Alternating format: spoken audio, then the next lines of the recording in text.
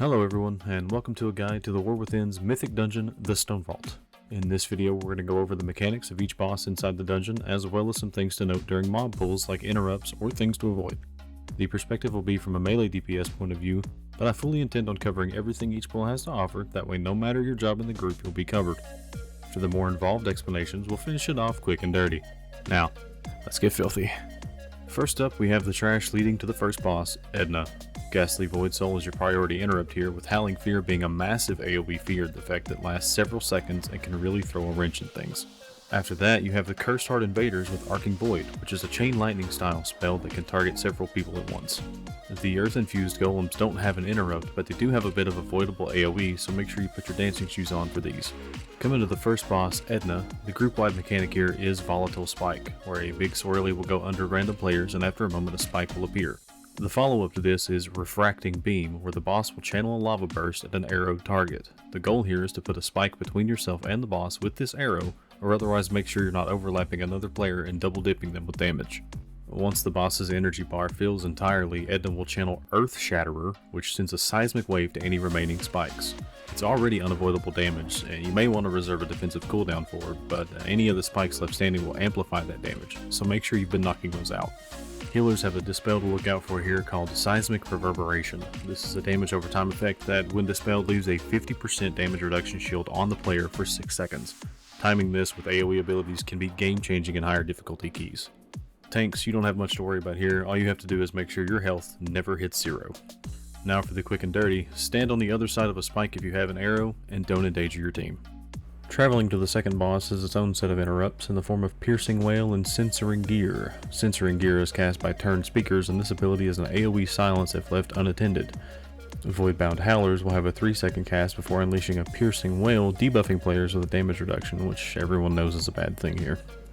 Two other things to look out for here are the Voidbound Despoilers, which will periodically channel Void Outburst, which is group-wide and unavoidable magical damage, as well as the Void-touched Elementals, which spawn swirlies on the ground that deal magic damage if you're stood inside of them. Skarmorak is a relatively simple boss fight with only a couple major things to watch out for.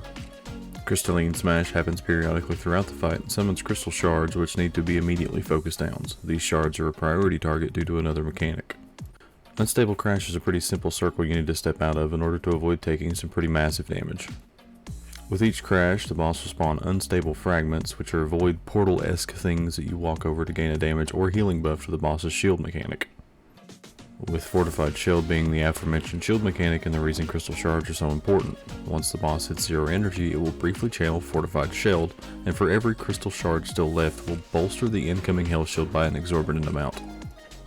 While shielded, the boss will also cast Void Discharge, which is group-wide AoE magical damage that can only be stopped once the shield is destroyed. Upon destroying the shield, the boss will be stunned for 2 seconds, giving you time to catch your breath before repeating the process. Tanks, the only thing you have to watch for here is making sure Crystalline Smash doesn't zero out your health bar. Healers, it doesn't get much easier than this for you. Now for the quick and dirty, we killed the shards, collect the void fragments, and don't stand in circles.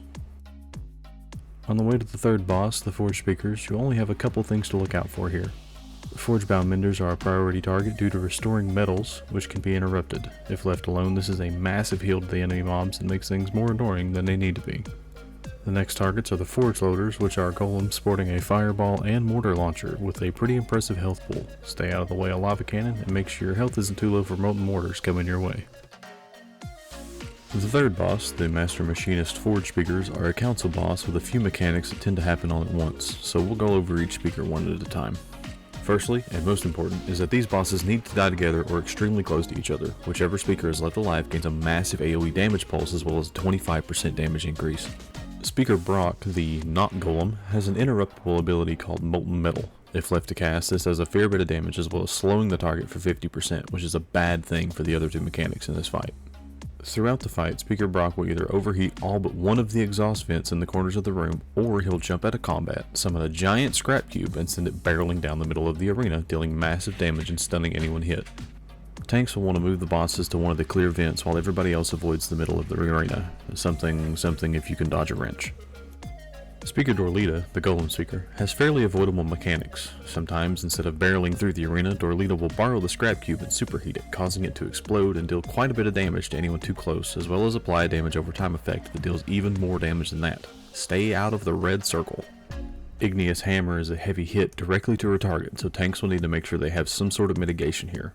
Lava Cannon is the last ability to look out for, similar to the Forge Loaders leading up to the encounter. Don't stand in front of the lava volleyball and you'll be alright. Now the quick and dirty, make sure they die together, make sure you don't stand in anything, make sure you interrupt Brock.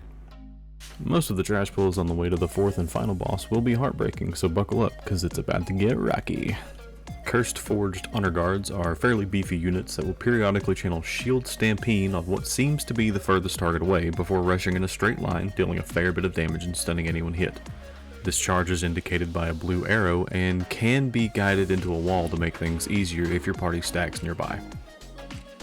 Cursed Forged Menders make a comeback here, so make sure to watch out for those healing interrupts to make things a little bit easier. Rock Smashers take the place of Void Touched Elementals from before and function very similarly, placing swirls on the ground that you can avoid, as well as an unavoidable ability called Smash Rock that deals progressively more damage the more times you get hit from that ability. Seeing as you can't avoid it, probably best to get this guy out of the way pretty quick. Cursed Forged Stone Shapers are the final enemy to watch out for. While they themselves don't have anything particularly dangerous, they do put down an Earth Bust totem that, if left alone, deals massive damage to your party. These totems can be destroyed and should be as soon as possible. Now for the fourth and final boss, Void Speaker Eirik. There aren't a lot of mechanics, but there is a lot of movement, so flex those Wazda fingers and here we go. Unbridled Void is the boss's first ability, where he'll turn a random direction and blast a massive cone of shadow damage. Make sure you're not inside this. Void Corruption randomly targets players with a damage overtime debuff that can be cleansed by simply moving near one of the Void portals. Just be mindful of your distance, because if you get too close they will draw you in. And once you move near the portal and clear your corruption, the portal will dance around before spawning in another part of the room, keeping things interesting. Entropic Reckoning puts a circle around all players and after a few moments drops a fairly large purple field that does a good chunk of damage if you're stood inside it. You want to try to run these out to the closest edge of the room as they last for about a minute and a half.